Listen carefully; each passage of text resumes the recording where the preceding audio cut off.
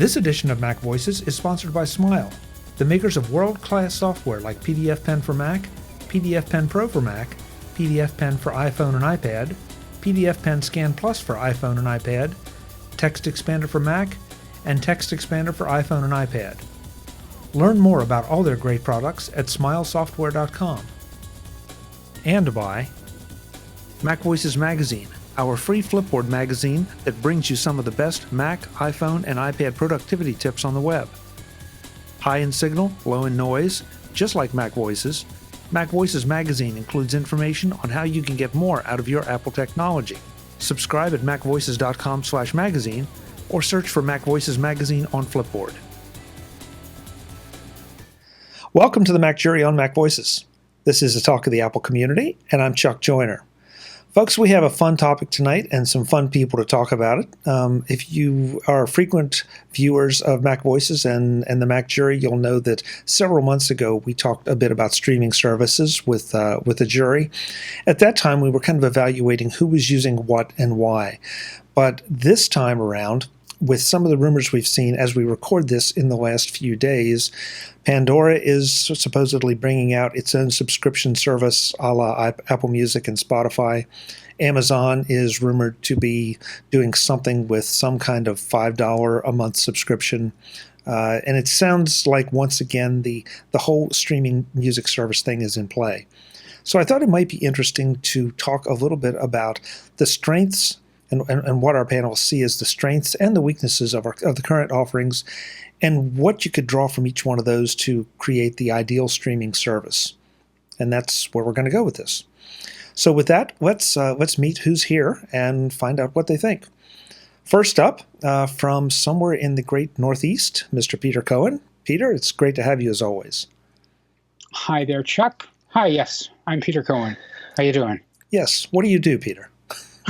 I'm the managing editor of the blog at Backblaze. Backblaze is a cloud storage provider that does backups and cloud storage for people who need it. Backblaze has done something interesting. They've gone kind of beyond that. They've become sort of a go-to reference point for hard drive information and hard drive lifespan information. Yeah, we use a lot of hard drives. Our storage systems are things that we roll ourselves. Our storage pods are an open design that we actually make available. Anybody can download them and build their own pods if they want to. But our RAID systems are based around these chassis with 45 consumer hard drives inside of them. So we use a lot of hard drives. We use north of 60,000 of them actually in our data center. So when they fail, we can collect some statistically relevant data on their failure and pass that along to our customers. It's something that we've become known for. Yeah, it's very interesting and very useful. I know I've referenced it more than once when going to buy a hard drive for my meager compared to your needs. Also with us for his very first time on the MacJury, Mr. John Voorhees. John, it's great to have you. I'm so happy you're here. Thanks, Chuck. It's really great to be here. Yeah. John and I met at MacStock this year for the first time, although I'm familiar with his work, and I'll let him tell you where he does the work that I'm familiar with. Sure, I do a few things. I write an iOS app called Blink, which is an affiliate linking app for the everything iTunes, whether it's apps or music or movies or whatever. I'm also a writer at MacStories.net, which is the Mac-related website run by Federico Vitici, and I have a podcast of my own called Ruminate. What is Ruminate? Ruminate is a show that I do with Rob Lewis, who's a web developer based in the UK, and he and I every 2 weeks talk about all sorts of tech topics. A lot of them are Apple, but a lot of them are not. Okay, so you ruminate. We do, on all sorts of things. That works. That works. So we're going to talk about streaming music, and I guess the best place to start is to find out. I'm going to put it this way. First off, what services, if any, do you pay for? Peter? I pay for Apple Music, and up until very recently, eMusic. I was a long-time subscriber to eMusic, but I recently let that put that on hiatus. I'm embarrassed. I didn't even know eMusic was still around. Wow. Mm-hmm. Okay. John, what do you pay for? Right now, I'm paying for Apple Music. I've used RDO and Spotify in the past, but currently I'm just paying for Apple Music. Okay. And I right now pay for Apple Music, but I have paid for Pandora in the past, and I've paid for Spotify in the past. So it sounds like we all have Apple Music in common. So with that, what are some of How very fitting for the MacJury. Yes, exactly. Exactly. We have a unanimous jury that we're done. What do you think are some of the strong points of Apple Music right now? And again, I'll just keep the same order for the moment. Peter, what are some of the things that you like best that you would want to see placed into your ideal music service? Well, of course, the killer feature for Apple Music is that it's an Apple product, or it's an Apple service, I guess I should say. So it's seamlessly connected to Apple products and other Apple services that I use.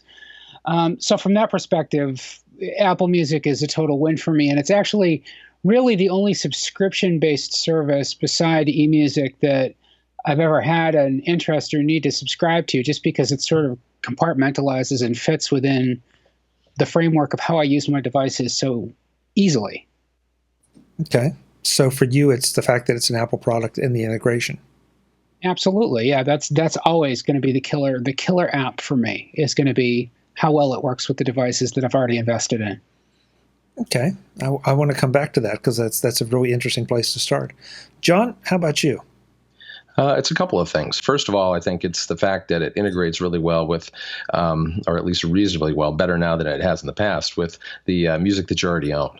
I have a large collection of music that I've owned for a long time, and the fact that I can kind of seamlessly put that alongside the streaming music is nice. I also like the depth of the catalog. I think it helps, any service needs first and foremost to have a deep catalog so that when you go looking for something, you don't come up dry. And I would probably put at the top of my list the deep catalog as well. Although deep catalogs are a funny thing because if I don't need a deep catalog as long as it has what I want. Right. So that's very true. That if I don't care a thing about classical music, then I don't care about the depth of the classical music catalog. It is not relevant. But John, you might care a lot about classical and not care at all about, say, pop. So it just depends on where you go. Yeah, I think that's why the deep catalog, though, in a way, is probably is fundamental, because even though your interests may differ from mine, if overall the breadth of the catalog and the depth, I think it's kind of a combination, I guess, both of the breadth and the depth, so that it covers both your interests, mine, and Peter's, for instance. Yeah. And Peter, I know, I don't know your taste, John, but Peter probably has some of the most eclectic music tastes of anyone I know. Okay. Okay. Are you hitting on me, Chuck? No. I'm just pointing out your versatility, Peter. Well, thank you. No, I listen to a lot of music. There's some blind spots, stuff that I just won't listen to. There are definitely genres that I am completely uninterested in, and this actually it goes to the core of where my problem with Apple Music is that for the most part, the stuff that they're feeding me, when I look at the new feeds and so on, is pablum, is crap. It's stuff that I'm really not that interested in. And I have a real hard time with the curation part of it, at least the auto curation, because it doesn't always throw a lot of stuff at me that I want to hear. It throws a lot of stuff at me that I can understand why it thinks I want to hear. But I'm usually one or two steps ahead of Apple Music in terms of figuring out what I want to hear next. And that makes it much more of an active thing for me to have to work with. So you use, when you say curation, are you talking about the curated playlist, or are you talking about the radio stations that Apple Music has? Yeah, I'm talking about the curated playlists. I'm talking about, I don't even bother with Beats Beats One and so on. It's just not my cup of tea. Okay. John, I'm glad you brought up Beats One, Peter, because honestly, I don't listen to it either, so I've sort of forgotten about that. Is Beats One on your radar, John? Not really. I mean, I listened to it some when it first came out out of curiosity, but I dropped it pretty quickly. Curation is a tough thing, and I think that seems to be one of the elements on which these different services are starting to line up to try to differentiate themselves from the other services. Apple's taking more of a human curated approach, where they've got editors who are putting together playlists, which may or may not suit your tastes, whereas something like Spotify is doing it more algorithmically. And I think there's probably a combination of the two that is the best, because I do like some of the Apple playlists that are curated, but they're not updated frequently enough. I find myself too often going to that list of For You and finding the same things over and over again, or things that are not broad enough and not kind of expanding, my horizons in terms of things I've not listened to before. Whereas, it's what I call going down the rabbit hole. It's like, all right, I'm at a dead end here with Nick Kershaw in 1983. Where do I go from here? I don't see any way out. That's happened to me a lot in Apple Music. I know exactly what you're talking about. Yeah, no, and I think Spotify does a little bit better job on that in some respects, because Spotify has this Discover Weekly playlist that they do that is really excellent. It does a great job of bringing up new music that I've never heard before. But the problem I have is I don't want to pay for both Spotify and Apple Music, so I'm kind of torn between the two. John, I've not had experience with that on Spotify. Is that new music by genre, or is it just new music that they think is cool regardless of genre?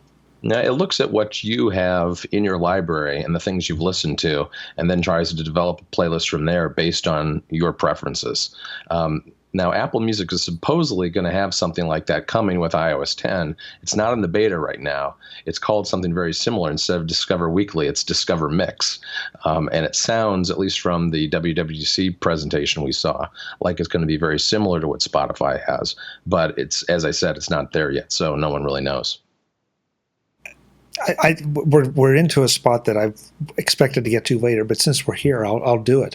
I have found the algorithmic playlists created by both Spotify and Apple to be, for my taste, based on me, kind of similar. And I don't find that either one really differentiates itself that much. I've gone to the curated playlists, the allegedly human curated playlists, and allegedly, yeah. Well, I say allegedly because it's funny how it just seems like it's plugging songs in just because of the genre of music, as opposed to something that somewhere somebody really thought, hey, if he likes this, I think he'll like this. It's more like, right, if he likes this, I know he'll like this, or he should like this. And that there may be a fine line there, but that's the impression it leaves me with. Yeah, there's one playlist that I like a lot on Apple Music, which is they call it the A-list playlist. So each genre has, like, there'll be an alternative A-list or a pop A-list. And it really is, it's 50 songs of what the editors think are the best songs in that week. And they add to it a little bit at a time. Maybe 3 or 4 songs are added each week. That does a pretty good job of getting you current, different music, more so, I think, than some of the things like where you go to, Artist Essentials or any other kind of playlist that they have in For You. So, Peter, John sounds like he's into discovering new things, and I believe the phrase was pushing his horizons or pushing his boundaries. Do you feel the need to discover new music, or do you just want to be fed things that you really like? No, I'm constantly looking for new stuff. I'm also constantly looking to get reacquainted with stuff that I've heard before, or things that were emotionally resonant to me at other points in my life. So, it's a combination of going back through the old playlists or going back through the old music libraries. And like John, by the way, I have a huge library of my own music that I amassed, for decades before iTunes was ever a thing. So, working with that as the base, I'm always going back and looking at stuff that I heard when I was a teenager, or getting reacquainted with those things, as well as finding new music. It's a lot of, branching, I think, in both directions. In that respect, I've got to hand it to Apple Music. Apple Music has been able to dig up B-lists, like B-list playlists or B-side playlists rather, or alternative playlists that are really imaginative things that I haven't heard in a very long time. That stuff really makes me happy when I find it, and that you can tell when you were saying allegedly human curated playlist. That's when you could tell, hey, somebody actually put some real editorial thought into what what they've got here, because there's like sort of a whimsical connection between these songs, or that was, a great hit that year, whatever the emotionally resonant connection is. That happens to me a lot on Apple Music, but only with a specific set of music. And it's the old stuff. It's the nostalgia stuff that I listened to when I was a teenager, or, thereabouts. In terms of finding new things, that's where I find third-party services to be so important. I'm still finding a lot of stuff on Bandcamp. I'm still finding a lot of stuff on SoundCloud. I'm still finding a lot of stuff on DIFM. So I try to cast my net as wide as I can to try to find the music that I want to listen to. The idea that you bring up the issue of, well, both of you have brought up the issue of your existing collections. That's one thing I think that Apple Music does very, very well, is it lets me mix the two. Now, I'm never, to be honest with you, I've not tested it, so I don't know if I pick a track that is of an album that I own and is on my hard drive and hit play in a playlist or anywhere else, if it's playing mine or if it's playing the one from the cloud. Right. If I'm at my Mac now, obviously, if on my phone, the odds are pretty good it's playing something from the cloud. But I really like that, and it's the one thing that Spotify doesn't seem to have a way for me to take music that either is not published. Well, it's not published on Spotify for whatever reason. It's either too old, or there are too many contract disputes, or it just isn't there. So I've never. That's one reason I switched over to Apple Music, because there were things that I had that there was no way, if I started relying on Spotify, they were ever going to show up in my mix. Right. It doesn't have that iTunes match component that Apple has. Well, because that's what uploads things that aren't available on Apple Music to the cloud, so that they're available whether it's on your hard drive or whether on your phone when you're traveling. Yeah, and I seem to have just enough music for that to be annoying. Because if I'm hearing something and think, the next thing I want to hear is, oh shoot, it's not there, and then I'm disappointed. Right. So back to the curation thing. I have to say, and I've said it on the show before, that Pandora for me is better at music discovery, whether it's old music or new bands. They have a much smaller depth and breadth, but their algorithms seem to find more things that are interesting to me in a given playlist. If I seed it with 8 or 10 songs, I'm bound to come up with some things that I really like, and some I may know, and some may come right out of left field, and they have, and I've ended up buying music because of it. And I just wonder if that's because of Pandora's unique the Music Genome Project, the way they approach it, as opposed to the algorithms that Apple and Spotify are using. Any thoughts by either one of you on that? I don't know how they're doing it. I have used Pandora some, and I think it does a pretty good job at that. The thing about Pandora that drives me nuts is that I can't pick what I want to listen to. I don't like the fact that it's as close to radio as it is. And now we've seen, as you said at the outset of this, that there's a rumor that they're going to be doing a streaming service, which I assume will allow you to stream and pick whatever songs you want to play. Yeah. And I hope that happens. Peter, Pandora, good, bad, indifferent? I've used it. I don't rely on it. I'm not going to be paying for it anytime soon. Whatever. The more the merrier. Well, I'd say, at least for me, going into an ideal music service, I think I want the Pandora algorithms. It might be nice to have the human curated stuff and some of the other, but I like Pandora's algorithms the most. Look, here's the thing. Here's the thing that drives me crazy about this, and the irony. Believe me, the irony. Me, working for Backblaze, a company that charges $5 a month for cloud-based backup, does not get lost on me. I get real fatigued when services keep asking me for money. And they gnaw you a little piece at a time, right? I've got a family subscription to Apple Music, right? So that's $15 a month. Plus my, I need more iCloud storage than the 5 gigabytes. So I pay a little bit more for that. And up until this year, I paid for what is it? The iTunes Match? iTunes Match? iTunes Match, yeah.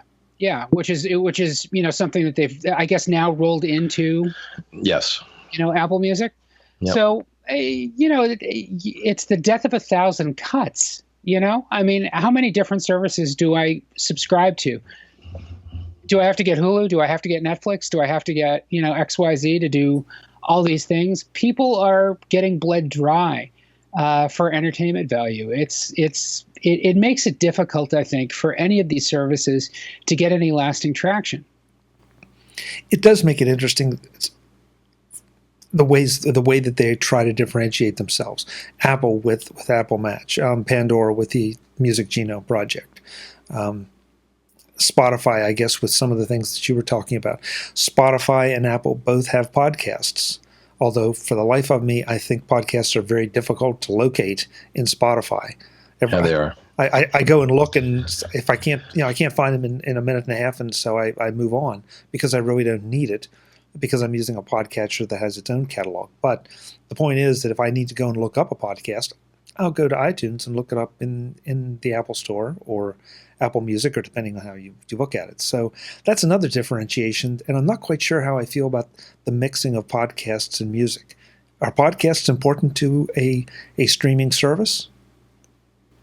I think in the end, probably not. I mean, I think that's another differentiator that people, it's another checkbox that a lot of these companies are trying to do.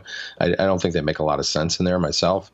I mean, one way that I've found that it's useful to deal with all these different services, especially if you have friends whose music you want to share or look at on, say, Spotify, is there are a few apps that are really useful, like SongShift. SongShift is an app that will let you, like, I can go and see maybe Peter has a playlist on Spotify that I really like. I can pick it, even if I'm not a paid subscriber of Spotify, and I can pull it into Apple Music, which is really nice and listen to on Apple Music. SoundShare is another app that I kind of like, which is a bit kind of a social network system for music lovers, which works really well with both Apple Music, Spotify, and Deezer, and I think even YouTube. So there are third parties that are starting to fill in some of these gaps that make it a lot easier to interchange and not have to subscribe to every single service. The problem is that you've got to be motivated enough to actually go out and find those third-party apps in order to be able to use them. Yep. And unfortunately, the SoundShare, I love SoundShare. Nobody's using it. We're using it, but nobody else is. Yeah. I can count on one hand the number of people that I'm connected to on the service, and it kills me because it's a great app. It's a great service. I'd love to see it, expand out its influence a lot more than it is. But having said that, you're absolutely right. It does fill that gap, and it's so vitally important, I think.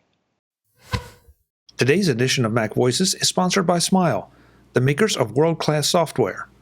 Software like PDF Pen, available in various flavors for Mac and iOS, PDF Pen Scan Plus for iOS, and Text Expander for Mac and iOS. Get all the details at smilesoftware.com. Are you among the many Apple users who find themselves doing more and more on your iPhone and iPad? Smile has you covered with iOS versions of their productivity apps so that you get the Smile experience no matter what Apple hardware is at your fingertips. Text Expander for iPhone and iPad delivers powerful text expansion in the form of an iOS keyboard. Dropbox or Text Expander syncing makes sure that all the snippets you carefully created for your desktop Mac are also available, and because it's a keyboard, it works in virtually any iOS app. PDF Pen for iPhone and iPad boasts the drawing, highlighting, and text correction you would expect, along with form signatures and completion, object resizing, and more. Dropbox Storage and Sync makes sure that when you get back to your Mac, all your work will be available, ready for the next step.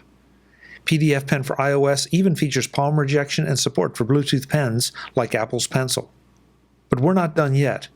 PDF Pen Scan Plus puts a scanner in your iPhone or iPad, so the power to capture, edit, and even run optical character recognition on those scans is in the palm of your hand. Documents can then be synced with a variety of cloud services for safekeeping and access from your desktop. All that makes Smile software just as important on your iPhone and iPad as it is on your Mac. Which is really no surprise, since that's exactly what you would expect from Smile, the makers of world-class software. Find Text Expander for iPhone and iPad, PDF Pen for iPhone and iPad, and PDF Pen Scan Plus all on the iOS App Store, or visit smilesoftware.com for more information on all of the essential Smile products. That's Smile at smilesoftware.com.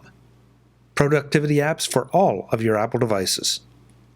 Thanks to Smile for their ongoing support of MacVoices.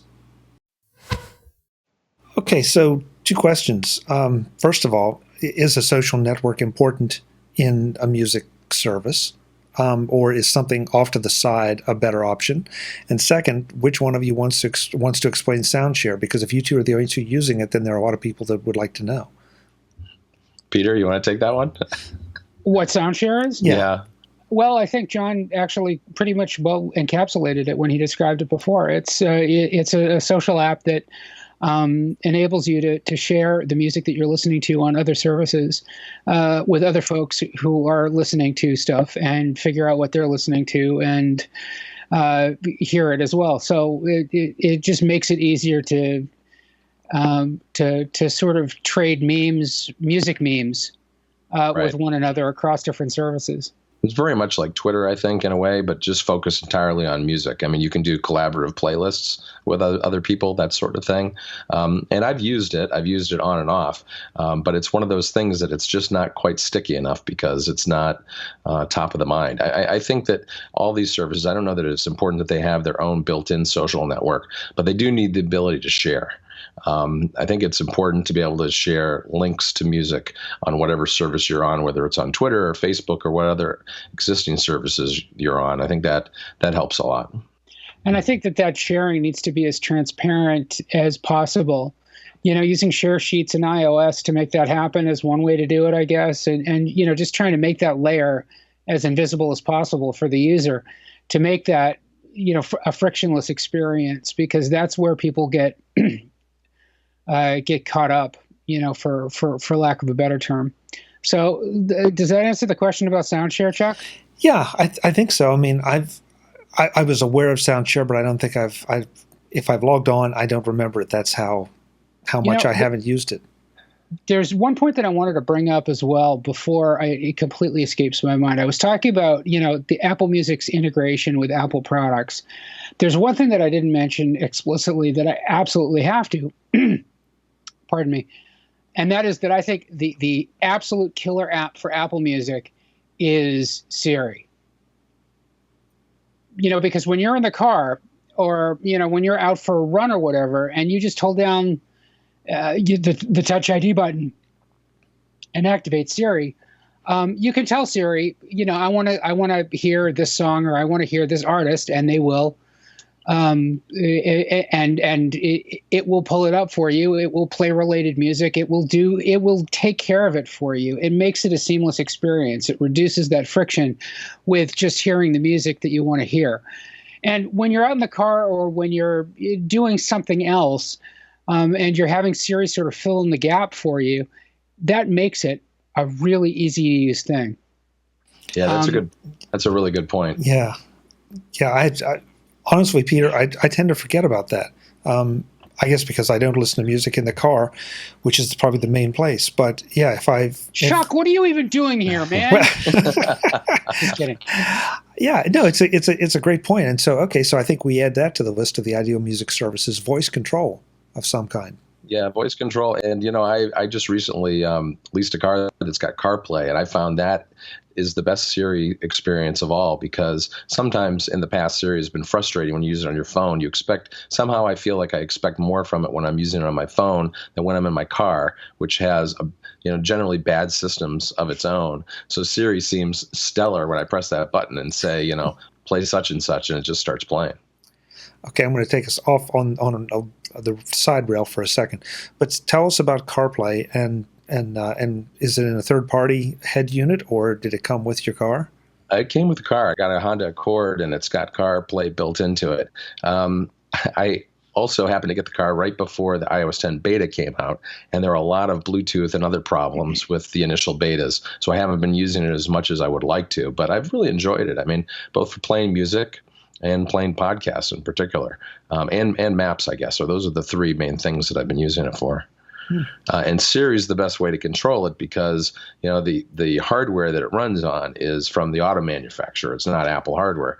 So it's got kind of one of those squishy, non-capacitive screens that all car companies put in cars. It's not a great thing to scroll through, through lists of music. But if you use Siri, you can jump right to what you want. So that's been really nice.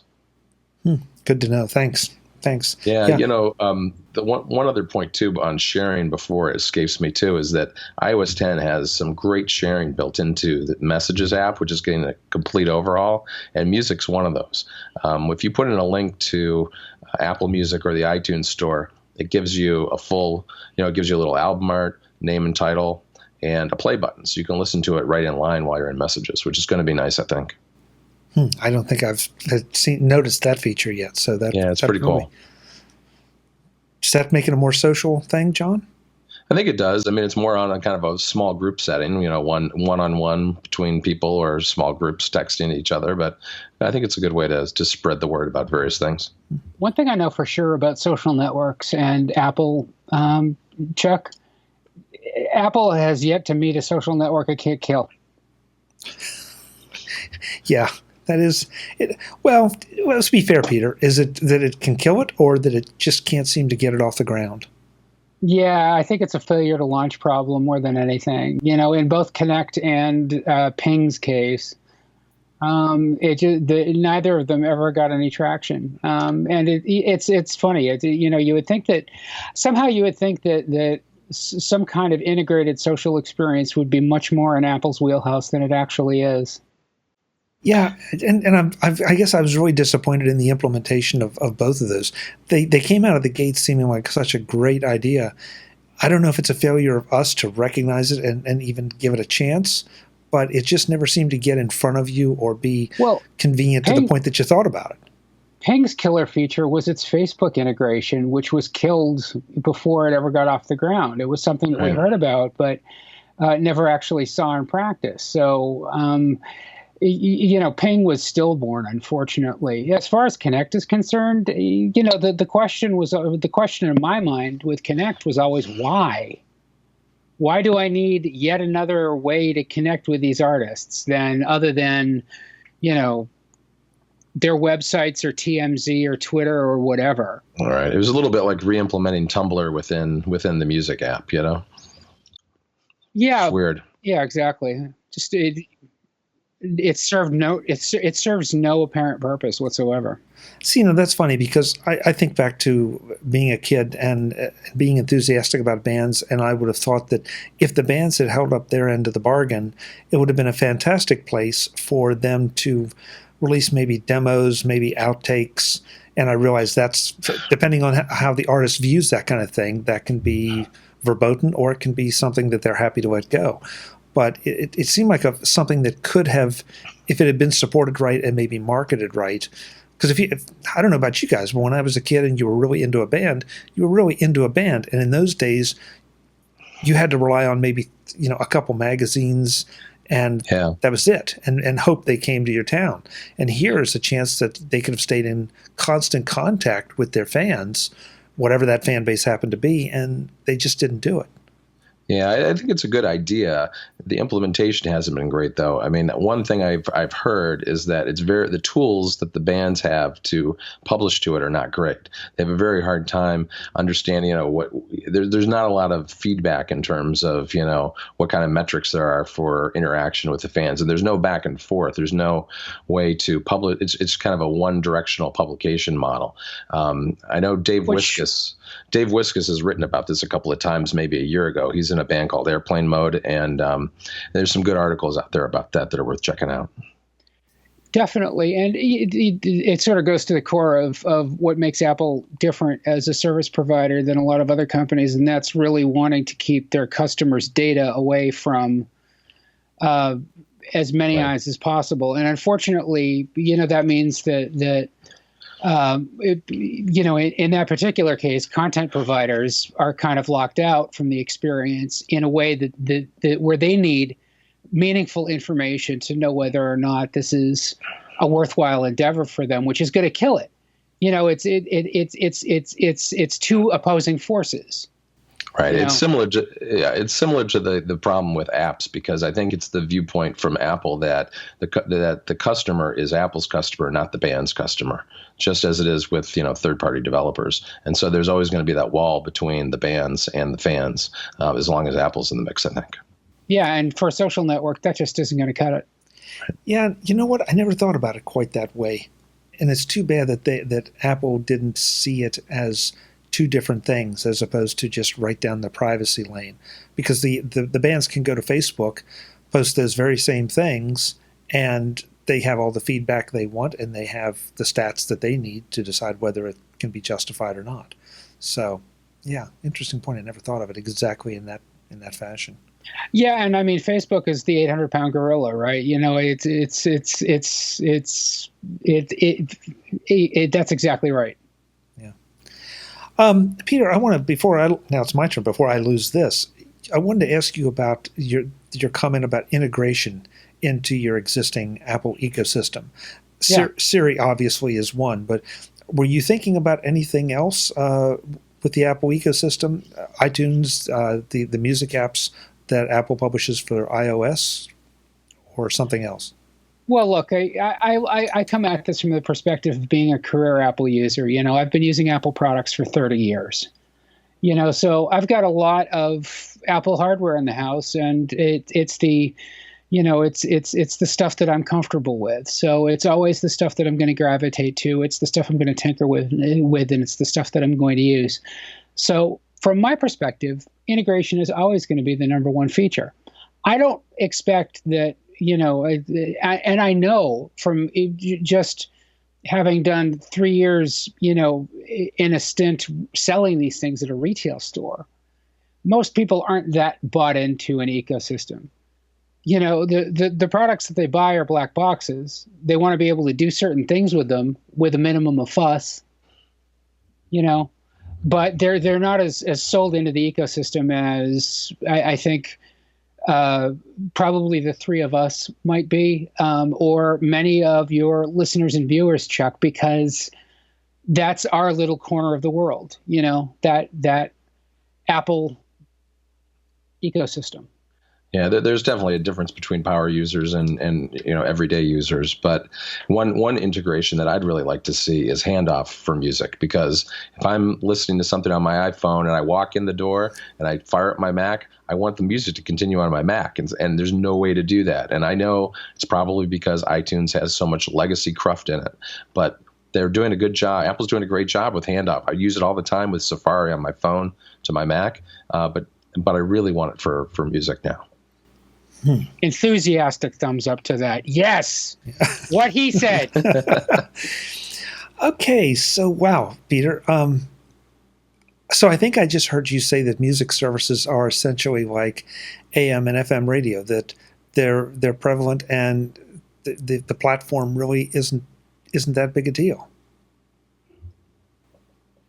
Is that what you meant, or did I just? And again, keeping in mind that we're three Apple guys. All right, so fine. So doesn't it matter to someone who's 15, 25, 35?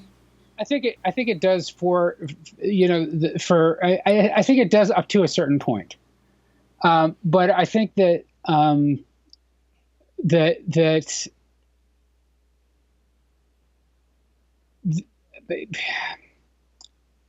I don't necessarily think that platform lock-in is as strong as we might expect it to be from our perspective.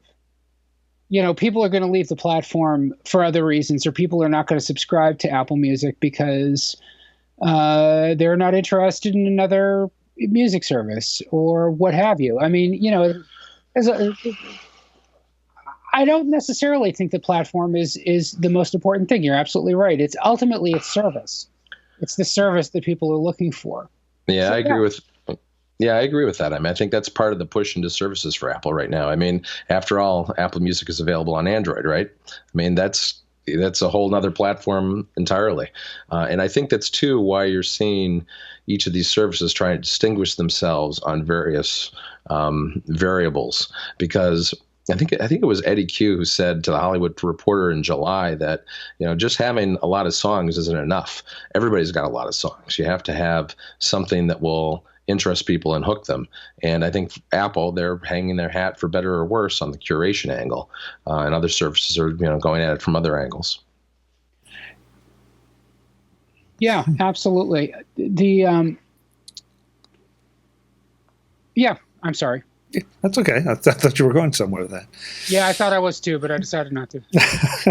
Change my mind. 180 degrees. Yeah. Okay. And at the risk of sounding like I'm duplicating discussions, because I mean it completely differently, do either one of you spend significant amount of times curating your own playlists of your music? Or, because it sounds like you both have been exploring and using the services of one or the other, but do you really spend a lot of time doing your own? Not as much as I used to. I will subscribe to some of the Apple playlists. The main playlist I have is I've made a smart playlist of every song that I've loved on Apple Music, so that I've got one giant playlist that I can just hit shuffle on and know there'll be something in there that I like no matter what. But beyond that, not much. I make mixtapes from time to time to sort of amuse myself. Not with any kind of regularity, but not that I've ever really done that with a lot of regularity. But I do have a couple of smart playlists that I work with for recently played content or stuff that I've recently liked that makes it easier for me to come back to stuff. And smart playlists, I think, are probably the most useful thing for me in iTunes. So you pick genres or categories or whatever your criteria, and then just let it pick from what the entire Apple Music, or just your library? Well, the playlists itself, or the playlists themselves, are Apple Music stuff. That's interesting. How important is storing your files or storing your music, however you got it, offline versus having it constantly streaming? It makes no difference to me at this point. I mean, I don't really care where it's coming from as long as it's roughly the same quality. I mean, I've got all of my owned music in iTunes and it's backed up on a hard drive, but it's also, thanks to iTunes Match, in the cloud as well, so it's always available to me. The only time it's a hassle is when you're going to get on a plane and you might not have your that much downloaded music on your phone. So you got to remember to put a little bit of it on your phone before you get on a flight if you don't have Wi-Fi. But I don't really care one way or the other at this point. That's interesting. Peter, how about you? Does it matter? It doesn't matter at all until the Wi-Fi cuts out and all of a sudden I don't have access to a huge chunk of my library. So, because I get torn. I'm a big detractor when it comes to just having everything streaming. Just like you said, Peter, the Wi-Fi goes down or the service goes down, or to John's point, I get on a plane and want that music to snooze by, or something to drown out the screaming kid in back of me, and there's nothing there, and then I become the screaming kid. So that's exactly right. It bums me out, when I discover that the music that I thought was local all of a sudden isn't local. Right. And I'm glad to see Apple making changes to Apple Music to better differentiate your library from the Apple Music stuff, because I think that was a point of confusion early on that bit a few people pretty hard. Yeah, and I think there's this expectation from Apple that we're all within easy access of Wi-Fi or cheap enough cellular data to access this stuff all the time. And the simple fact is, at least where I live, that if you go driving, into certain areas, you're not going to have cell service. You're not going to have any kind of service, and you're going to be sitting there twiddling your thumbs, waiting for it to come back. Yeah, one nice thing in the new app is that there is a specific category called downloaded music. So you can tap on that and see exactly what's on your phone, which I just did. I was just in California over the weekend, and before I got on the plane, I was at my brother's house, and he had great Wi-Fi. I looked, and I had hardly any music on my phone, so I downloaded 3 or 4 albums before I left his house, and I was set. Which brings me to iOS apps. How do you feel about the Spotify versus Apple Music app, and I'll throw in Pandora as well. I mean, Pandora's not in the same class right now, but they may be heading there. So I'll ask what you think of those. John, I'll let you start. Sure. The excuse me. The Apple Music app. I've been using the new one for iOS 10, and the new app that they've got for iOS 10. I'm kind of torn about it. I mean, on the one hand, I don't like the design that much. These big bold headlines. It's easy to navigate, but the design just isn't that great. So it's a mixed bag. Now, I'm not using iOS 10, so I can't comment on that. The iOS 9 app took me a little while to warm to, and it's okay. I don't think it's great. Now I'm going to be anxious to see what they throw at me for 10. Peter, how about you? iOS apps?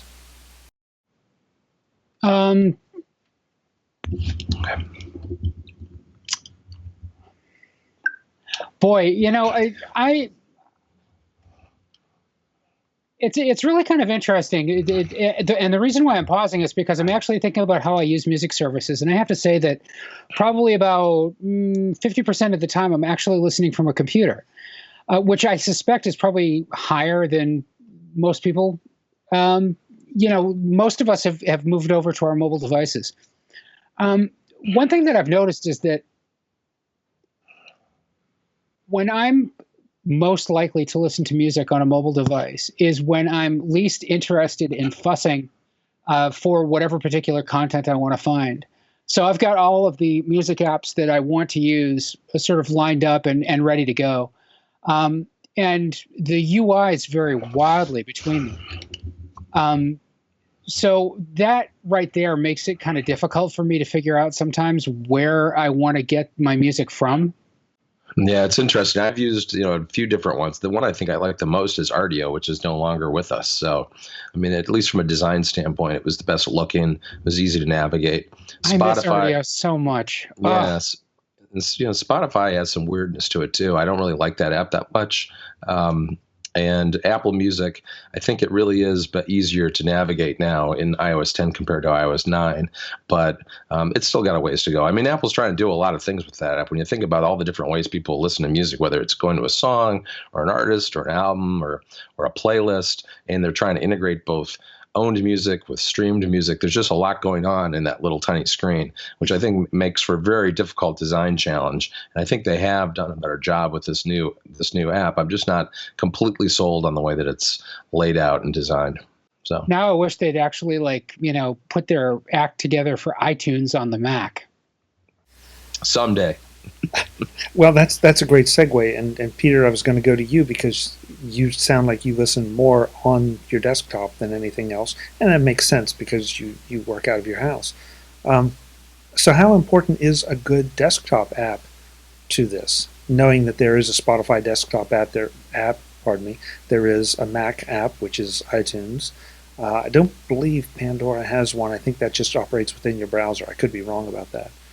I don't really care about a desktop app that much. I mean, I want Apple to get its stuff straight when it comes to iTunes, which is one of the most catastrophically bloated apps in existence for the Mac. It's just grotesque. It's a horrible thing, Apple. It's a horrible thing what you've done, and you ought to be ashamed of yourself. You ought to be very, very ashamed of yourself for inflicting such horrible UX on your customers.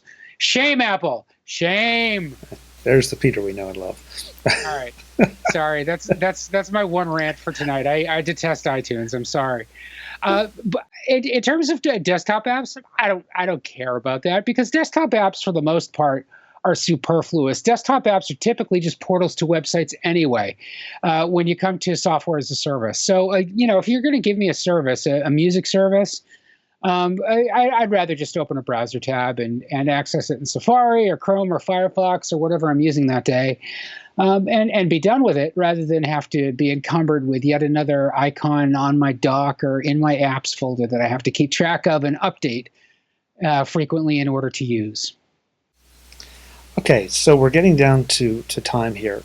One thing that I sincerely would put in any music service, I don't think there's a chance that both of them would ever be included, but I want to see support for Sonos and I want to see support for Alexa, because I think, Peter, your point was so well taken. I want to say Siri.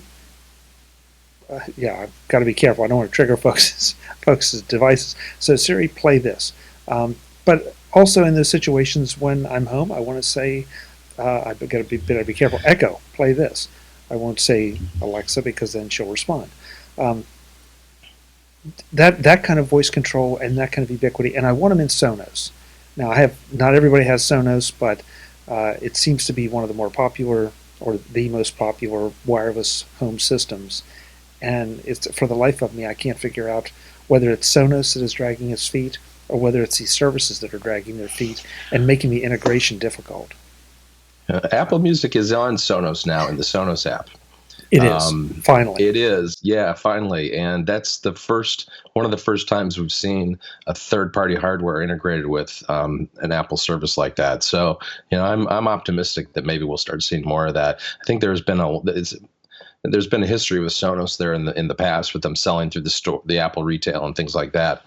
So maybe that was the easiest first step, but it'd be nice to see that rolled out to other things, like you said. Yeah. Peter, Sonos?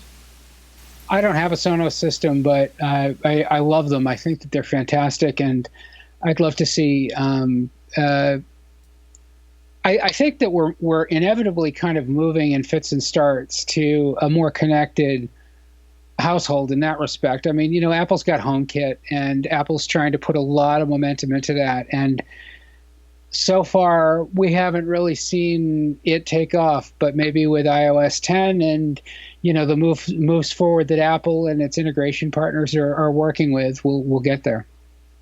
Yeah, I'm hoping so. Any other key factors on the ideal music service that either that we haven't talked about, or that you would draw from one or the other? Or, I mean, we never did mention Google Play, which I guess is not on any of our radars.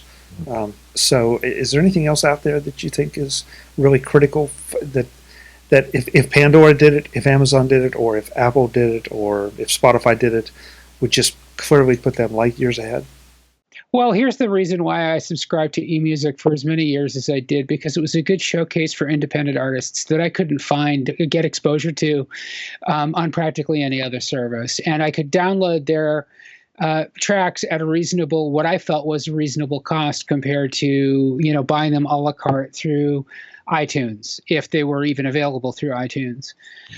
Apple has a close relationship with the music establishment, the music industry. Apple is very tightly integrated with the music industry. That means that a certain kind of music is always going to be promoted by Apple Music, and that you're always going to see Apple sort of ally itself. And, what was Eddie Q saying about, trying to find the hook to get people to come back to it? That's a big showcase for a lot of money to get thrown at these things. That's not a place where you're going to find real independent work from people who are actually struggling to make music in the business. So, I want to see a better showcase for independent talent. Apple can do that, but I don't really think it's on Apple's radar right now, and I don't necessarily think that it's even on Apple Music customers' radar as much as I would like it to be. Yeah, I think I'd like to see maybe more live music, that kind of thing. Maybe more exclusive live stuff that they can do, maybe more videos of live music. They've done some of that, but I'd like to see that expanded. So when you say live music, you're not talking about live albums, you're talking about like live performances. Yes, on Apple Music, either as video or just as recordings. One thing I will wrap up with this. I'll add one last thing, because if I don't, and it's such an obvious one, and that is quality. Do you think that Tidal, as I recall, had a premium service where you were supposed to be getting higher quality audio? Do you think that's for today's audience, not the audiophiles, because they're not going to be satisfied with anything but lossless, uncompressed, but for most of the audience, do you think that makes a big difference, or would make a big difference, if suddenly Apple popped out and said, now everything's going to stream at this, or, again, Pandora, Amazon, whoever? Yeah, I really don't think so. I mean, most people are listening in their cars or listening as they walk down the street, and there's so much background noise already that the lossy compression doesn't really make much difference. Peter, would you agree with that? 100%. Absolutely. I mean, I think that there's a certain like minimum level, obviously, that Apple Right. doesn't want to um, uh, mess with, and Apple and every other service provider should be constantly trying to hone and improve the overall quality of it. But yeah, I mean, that's ultimately a bandwidth issue, for the service and for its customers. So Apple has to, I think, err on the side of conservation more than really catering to a very small select group of people that have maybe different curation needs than the average customer. So, guys, I don't know if we solved anything. It was certainly a good discussion, and I hope we gave some folks some things to think about. Just, I know that the one thing that I'm going to take away from it is maybe looking into the music-based social networks and seeing if there's something there for me. I get mixed feelings. I get excited about the idea, but if it's just the two of you and me, well, we might as well just do this and share. Well, look, share tracks. we've got. I think that on that point, Chuck, I just want to throw in something here. I think that we already invest a lot of time on other social networks. Now, you're very kind to mention my eclectic music taste before. That's because I post all that stuff on social networks. When I come across a mix list or an album or a track that I really like, I like to talk about it on Twitter. I like to mention it on Facebook. I like to let my friends know about it. That's the way all of these things can work. We don't necessarily need new services in our lives to be able to do that. We've already got a lot of time and effort invested in social networks. Let's just link to that content and make our friends listen to the crap that we want them to hear. Sounds good to me. Yeah, I'm not gonna fight that, Peter. I think you're right, and I applaud you. Seriously, I applaud you for the stuff you share, because more than once I've gone and said, don't know that band or don't know that track. Listen to it. Some I like, some I don't, but that's the nature of it. But you kind of encourage me gently to do it. So good job. Yeah, I've turned Chuck on to more than one Norwegian death metal band, let me tell you. Perfect. Well, that's not a hard sell, Peter. It's the Taylor Swift part that bugs me. So, Peter, where can we find you when you're not here serving on the MacJury? You can find me on the Backblaze blog, backblaze.com, and also on my own website at peter-cohen.com, and on Twitter at Flarg, Flargh. And I promise you, folks, he will open your eyes to some music. John, how about you? Where should we point people to find you? The two main places you can find me are squibner.com, which is where my apps are that my son and I make, and Mac Stories, of course. You can see my byline there from time to time. And on Twitter, I'm at John Voorhees. Great. And, of course, folks, I'll have links in the show notes to all those so that you can just hop right over to MacVoices.com, click, and you'll find Peter and John and everything they do. Guys, thanks so much for the time. It's been a lot of fun. We'll do it again, I hope. Well, thanks for having me, Chuck. Thanks as always, Chuck. I look forward to talking to you again. We definitely will do it, Peter. Folks, I'm Chuck Joyner. This is the MacJury on MacVoices. We hope we've given you some things to think about and maybe a little encouragement to go and check out some of the things we talked about and to decide what you're going to do if and when the streaming music options change. Until the next time, thanks for watching. Visit MacVoices.com for show notes, links to subscribe, and to connect with Chuck on Twitter, Google+, Facebook, YouTube, Vimeo, SoundCloud, the MacVoices blog, the MacVoices Dispatch, our weekly newsletter, and on MacVoices Magazine, free on Flipboard that helps you do more with your Apple tech. Advertising handled by Backbeat Media at backbeatmedia.com, bandwidth provided by CacheFly at cachefly.com.